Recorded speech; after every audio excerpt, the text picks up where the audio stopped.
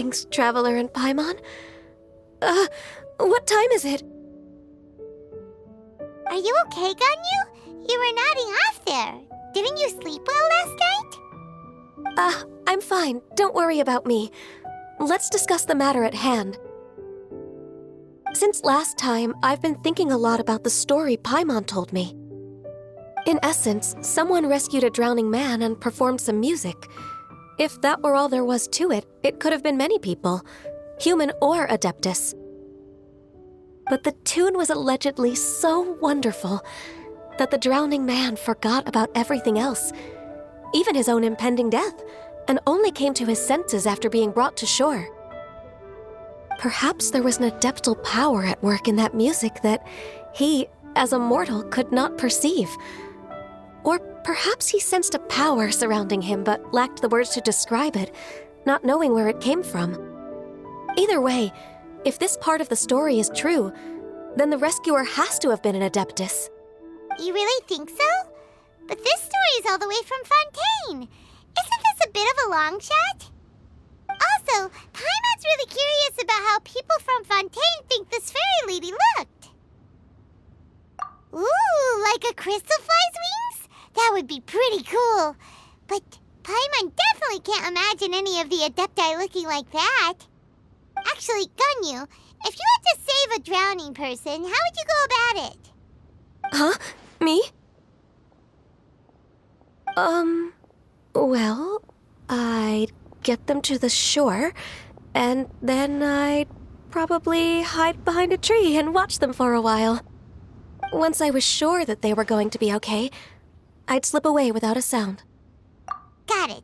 So basically, Ganyu's the type of person who doesn't like taking credit for her good deeds. No, it's not like that.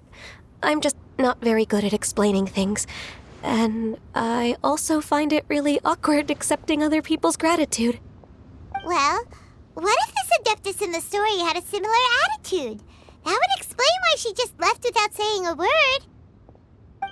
She was probably thinking something like, one was merely graceful zithering at once. You may keep your thanks to yourself. That was actually a very good impression of Cloud Retainer, Paimon. As far as I'm aware, Cloud Retainer isn't the most musically gifted. Still, we can't completely rule her out just yet. If we set off now, we could head to Mount Outsung and ask her about it.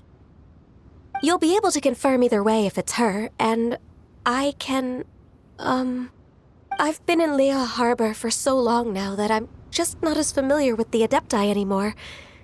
If there's anything we want to know about them, she's the best person to ask. Sounds great! And we're pretty close with Cloud Retainer by now, so we probably don't even need to bring her food this time, right? I've prepared a gift for her to mark the festival, just in case. However, Cloud Retainer spends most of her days studying mechanisms in her abode. She's on her own so much of the time that the moment she has someone to chat with, she just... Never mind. I promised I'd help Mr. Dvorak, and now that I've made the contract, I can't be having second thoughts. Traveler, Paimon, let's set off for Cloud Retainer's abode. Seems like this is a tough decision for Ganyu, but she's made up her mind now. Paimon gets why she'd be so anxious. Okay, how about this? If Cloud Retainer tries to start telling stories about her again this year, we should pipe up and change the topic. Wait, did she leave already? Hey, Ganyu, wait up!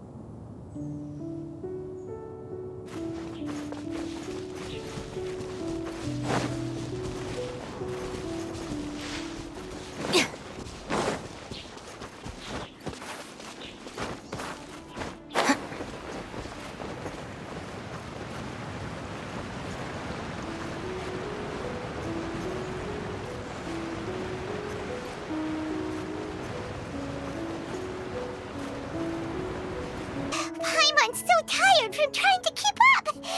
Don't either of you need to take any breaks? I can't believe it. Cloud Retainer is not here. Huh? Did we miss her? She doesn't like to travel, so in the past, it's always been the other Adepti who come to visit her during the festivals. True. Now that I think about it, Cloud Retainer would be quite capable of taking care of anything on her own. There's no need to worry about her. Since she's not here, I guess the next step is to check all the other Adepti abodes, one by one. Uh-oh. Will it involve a lot more traveling? Got it! Paimon has a great idea! Please go on, Paimon. Our goal here is to find the Adeptus that helped Dvorak's ancestor, right? We can't hear any music right now, but if she's really as nice as the story suggests, she'd definitely come to help anyone who was drowning, right? Yes, I think that's fair to say. So, all we have to do is get the Traveler to pretend to fall into the water, and the Adeptus will come to the rescue! You know perfectly well that Paimon can't swim! Paimon would sink like a rock! Just trust Paimon! The water's pretty deep over there! Quick, swim to the very center!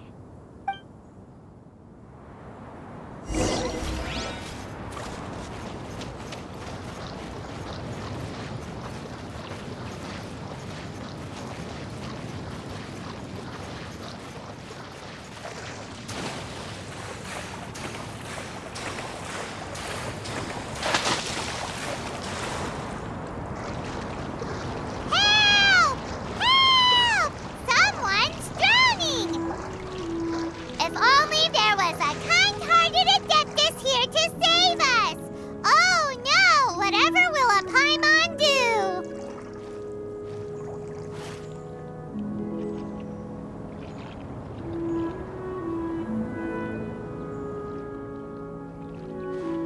What is going on?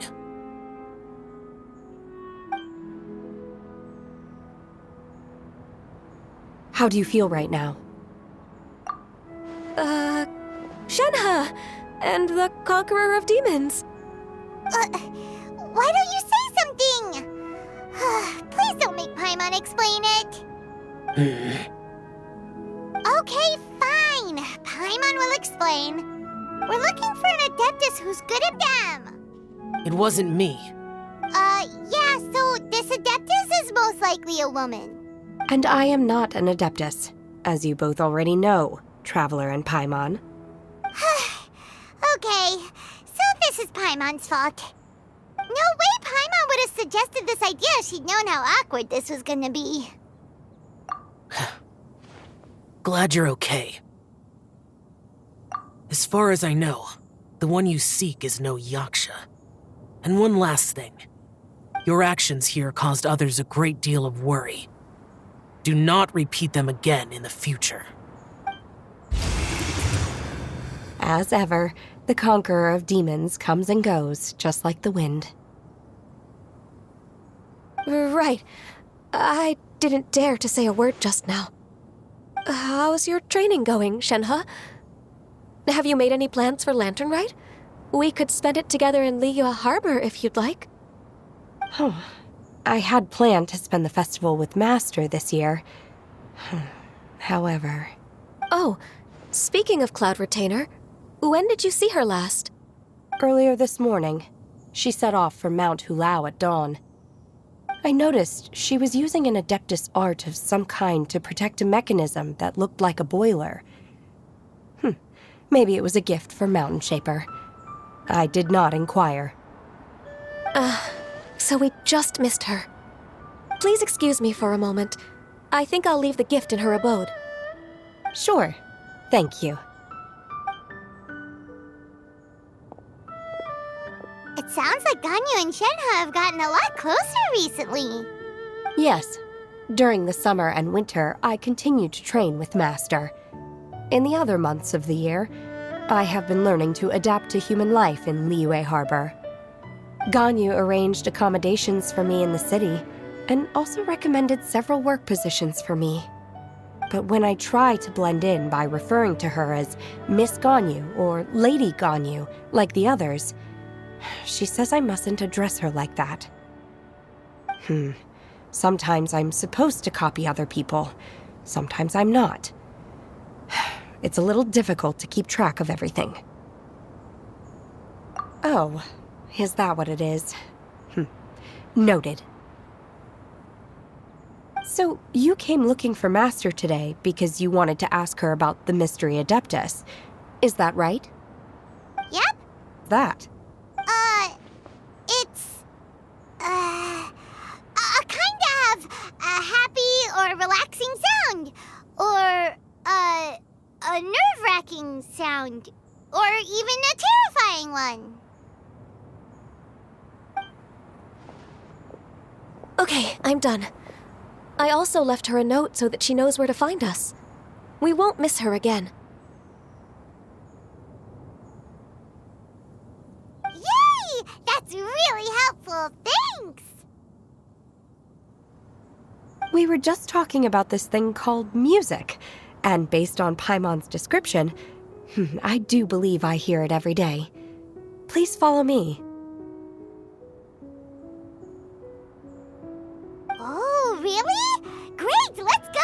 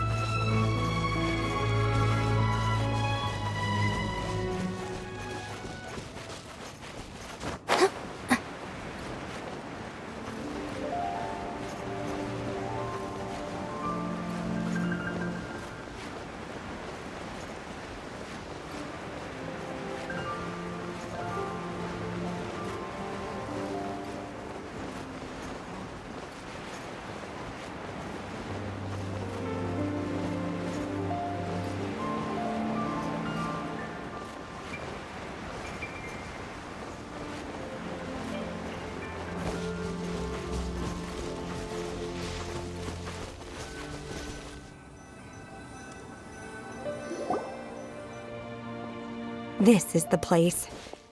I enjoy training here to the sound of music. Oh no!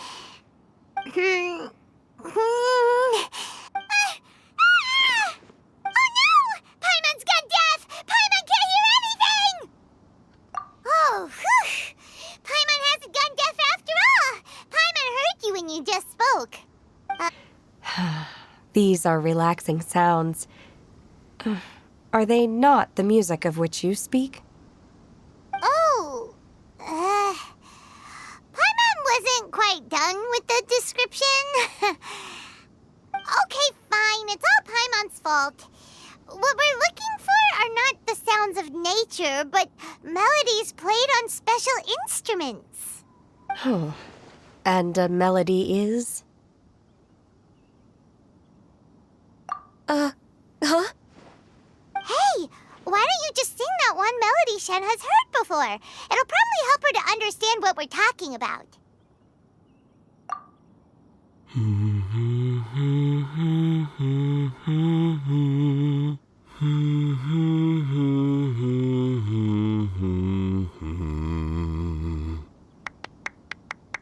Oh, was that from the opera that Yunjin sang?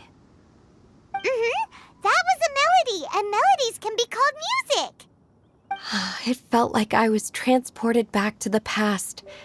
In my mind's eye, I could see the Zhao lanterns lighting up the night sky again.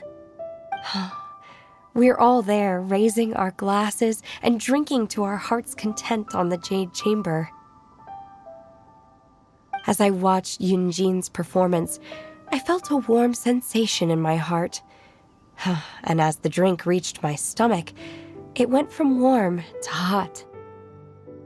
When you hummed that melody just now, feelings from a whole year ago came right back to me, as strong as they were on that day. Huh. So that's the power of music. Wow, Shenhe. That was so deep! Music definitely has the power to bring up memories. It's like a time capsule with all the special moments from our lives squished inside.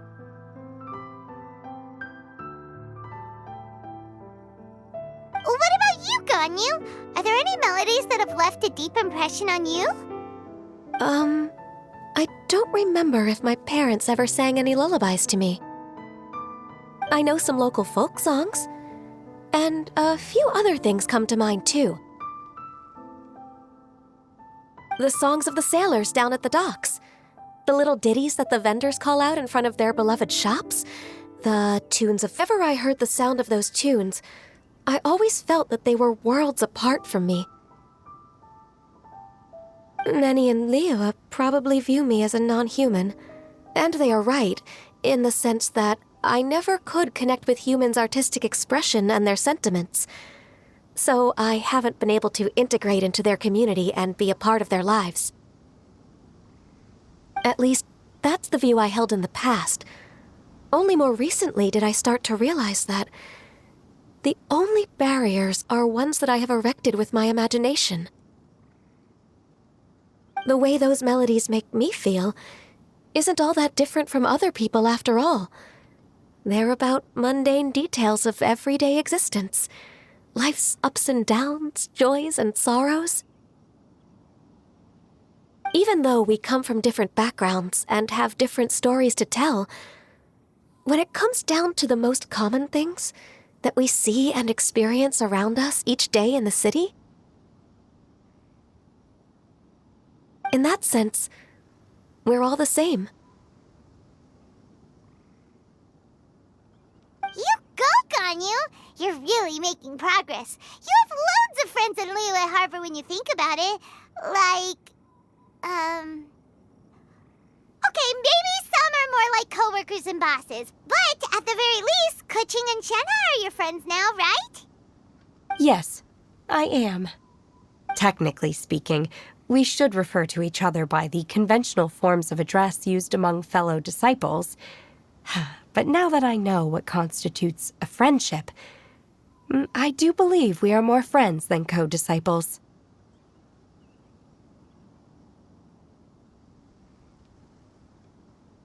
Thank you, everyone.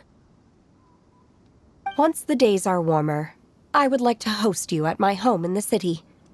Please invite Keqing as well. I've planted many types of flowers.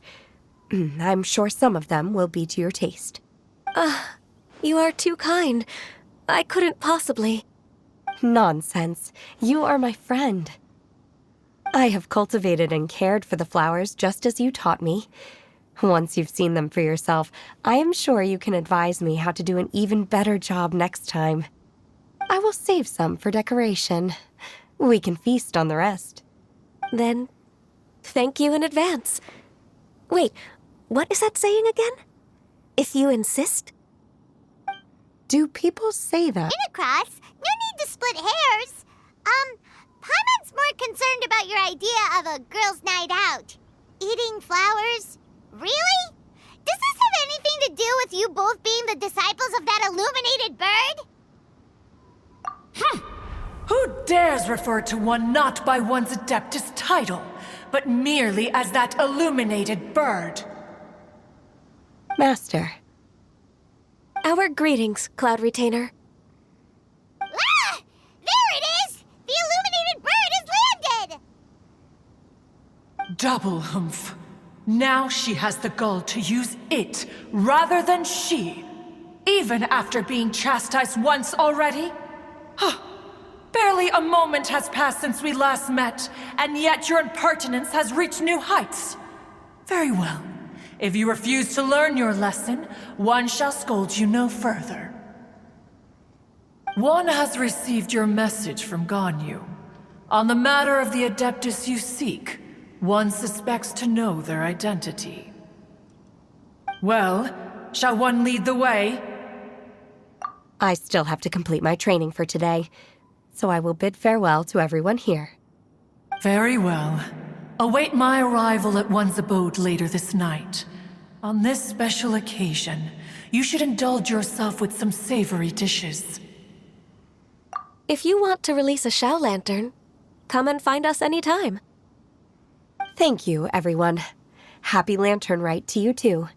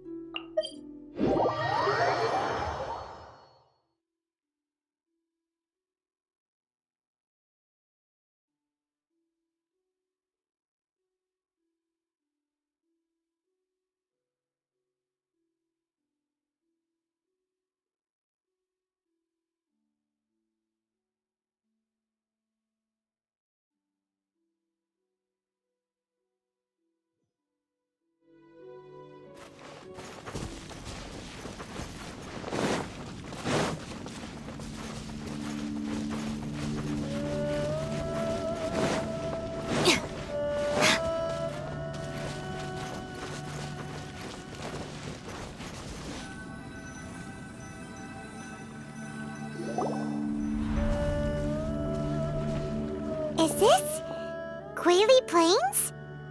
Cloud Retainer, why did you bring us here? Another name of Agentis, the god of dust. She was extroverted in nature and adored social gatherings and inventions alike. Long ago, this region was yet a prosperous assembly. Gui Zhang often invited her friends to visit her home, reserving for us seats around the largest stone table. Sea Gazer would always bring out his latest treasure and place it upon the table. He could be quite the braggart. Though usually a mild-mannered fellow, when it came to those collectibles he was so fond of, he always loved to show them off. Paimon remembers that name. So that's what Sea Gazer was like. He was an old friend and a former rival. One has many memories of him. Once he had brought out the treasure, it would predictably become the center of attention. Neither Gui Zhang nor one was content to let him just steal the spotlight. So we would then also present our proudest mechanical creations. As Adepti, we were each gifted in our own ways, and naturally proud of our accomplishments in our respective fields of expertise. As a result, one often quarreled with Sea Gazer. His treasures were not even of his own making. He just used his exploration skills to dig them out of the ground. How, pray tell, could he compare to me, when every single one of one's accomplishments were crafted by one's own hand? Cloud Retainer, you are getting competitive again. One digresses. Regardless, every time an argument occurred, Gui Zhang would come over to watch us during our mutual lambastics. On some occasions, she would join in, and on others, she'd take one of us by the limb and start uttering the most ridiculous nonsense. What kind of nonsense? No kind of nonsense were we spared. Sometimes she would brazenly opine, why argue between yourselves when neither of you could ever hope to beat me? Other times, she would make unsolicited suggestions, such as, once you two are done arguing, let's go to the foot of the mountain and grill some meat. She always sought to make everyone happy, and one must say, she had quite the gift for it. No matter what nonsense she said, one Come on, get over yourself! Anyway, Just as our impassioned arguments would reach the apex of acrimony, Marchosius would bring his delectable dishes to the table. Who would dare snub the stove god and his wondrous creations? At the sight of him, we would all immediately drop the argument and prepare the table for a night of feasting and drinking. Back then, one was always bothered by how the cups Rex Lapis brought were always too square for one's taste. Can you see yourselves ever enjoying a drink from a square cup? Then you are most tolerant, but that is its own virtue. Even one could never find fault with Marchosius's cooking. As we ate, Guizhong would continue to find topics for conversation, filling the table with humor and laughter. Each of those old fossils had their character flaws and points of obstinacy. So why was it that whenever we dined together, we always had a marvelous time? We would drink together from a spot high in the mountains until the moon set and the sun rose, and only then would the banquet finally come to an end. Streetwood Rambler would often remain to admire the flowers with Guizhong before returning to her own abode. The glaze lilies were far more abundant back then. Entire fields of them would appear to the eye as a veritable sea of flowers. Streetward Rambler? That would be Ping. You probably know her as Madam Ping. Oh, okay. Wait, this is a lovely story and everything, but didn't we come here to find that Adeptus from Mr. Dvorak's story? Or are you saying that it was Guizhong? Didn't she, Alas, long has one avoided this place for precisely that reason. The sights here are a reminder of a time long gone, and evoke much sorrow. One should have guessed that you would disrupt one's poignant moment of mourning with your incessant questioning. No matter, one will share the whole story with you now.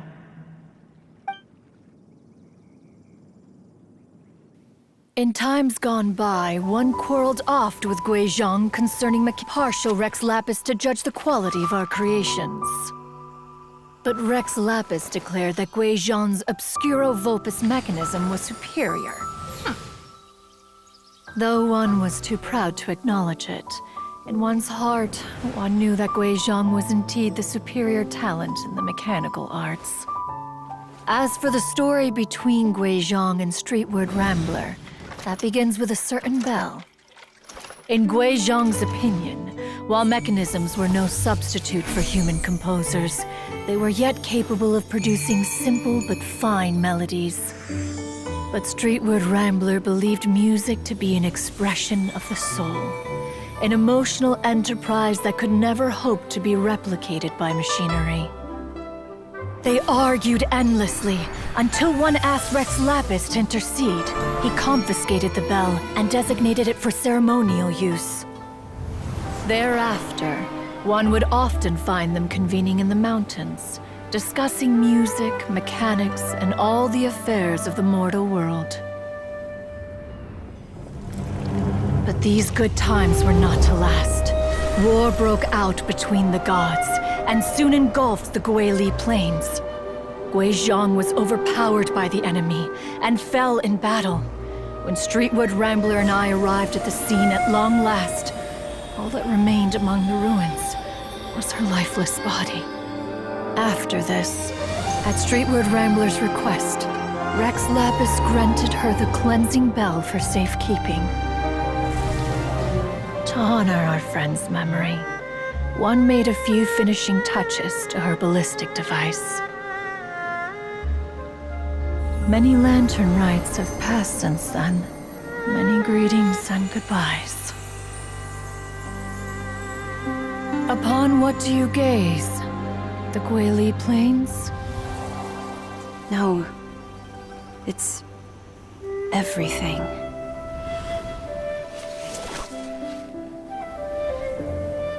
We think of human life as like a lantern that's lit one minute and extinguished the next. But are we Adepti so different? Perhaps as dust settles after a storm, we too must one day return to the world below. One has always been austere and private by nature, and has never relished socializing. One's dealings... Chatty. Just because one is not ignorant of social graces does not mean one is fond of them. One is perfectly capable of partaking in conversation despite being introverted. But in the end, one is nothing like Streetward Rambler. She is dauntless but thoughtful, not to mention eloquent and wise. Moreover, her friendship with Guizhong was far greater than one's own. Back when they were rivals, they would often compete against one another in the realm of musical composition. That cleansing bell was one of Guizhong's proudest works, having the ability to both compose and perform. Wait, that's weird. Didn't Madame Ping say she pestered an old friend for that bell? And she also said something about being a vain beauty when she was young or something. Streetward Rambler, a vain beauty. My foot. That bell has a sad history. Clearly, she refrained from sharing with you the truth of its origins, since the right time had not yet come. As for her old friend, who else could it be? As soon as Streetward Rambler heard that a certain Zhang Li wished to borrow the bell, she realized that the man was none other than Rex Lapis, and that he had made an enormous decision. After all, we all have known each other for several millennia. Some things between us are implicitly understood. Whoa! So they were talking in secret code? Oh, Paimon did not see that one coming. Enough of your intrusions. Where was one up to? Ah, yes. One remembers now. The cleansing bell is powered by a mechanical art, and can be used to great effect as an accompanying instrument. After the passing of its creator, it was used on numerous occasions during rites of parting. But Streetward Rambler did not acquire it from Rex Lapis for the purpose of producing further funerary tunes. No, each time she rang it, it was to play the tune that Guizhong composed on it. The two once clashed over their beliefs about the meaning of music. Who would have thought that with Guizhong's passing and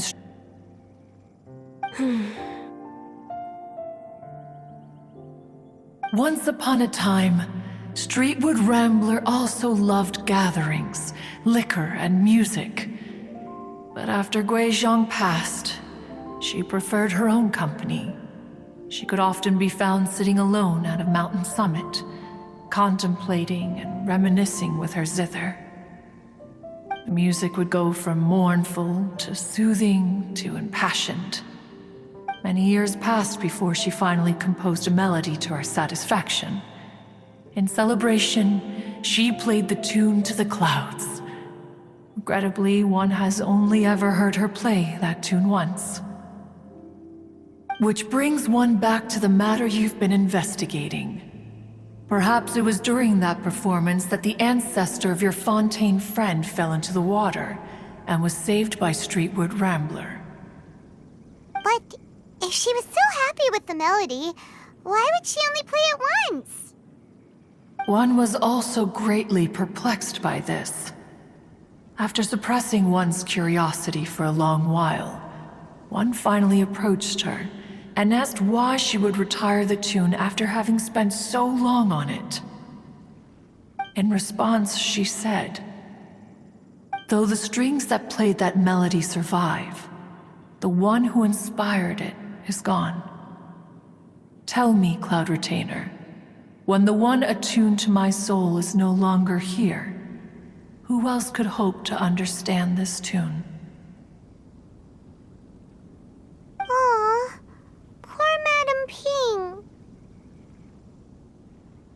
I just remember being taken care of by you when I was young. Once the Archon War came to an end, I stayed behind in Liyue Harbor to honor my contract. Although I met Guizhong a few times, I never knew anything of this particular story. Guizhong was quite the visionary, but tragically passed before her time. Her manuscripts still lie unfinished in the realm of clouds. Blank pages give one cause for contemplation on what might have been. Had you not decided to search for that mystery Adeptus, perhaps these stories, too, would have been lost to the sands of time. As of now, you know the truth.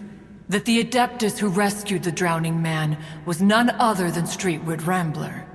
Do you mean Ping might find the topic too distressing?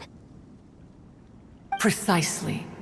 The passing of our old friend is a heavy topic that both of us are usually careful to avoid.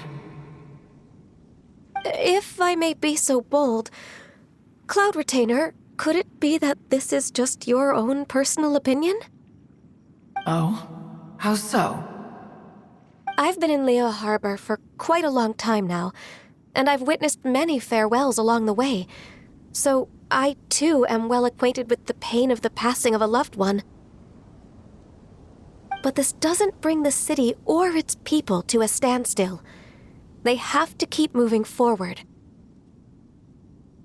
Someone as perceptive and wise as Ping will surely have come to understand and embrace this. Though these immortal mountains have lost an Adeptus, the harbor of mortals has gained a wise elder. No loss can ever be undone, but there is always much that can still be gained. Ping has helped countless people, and will guide many others in the years to come. And all to whom she extends a helping hand become her friends. People she can admire flowers and discuss music with. Though it is heartbreaking to lose a kindred spirit, life goes on, because there are new friends waiting for you further down the road. We even asked Madame Ping what she thought about adding a music festival to this year's Lantern Rite.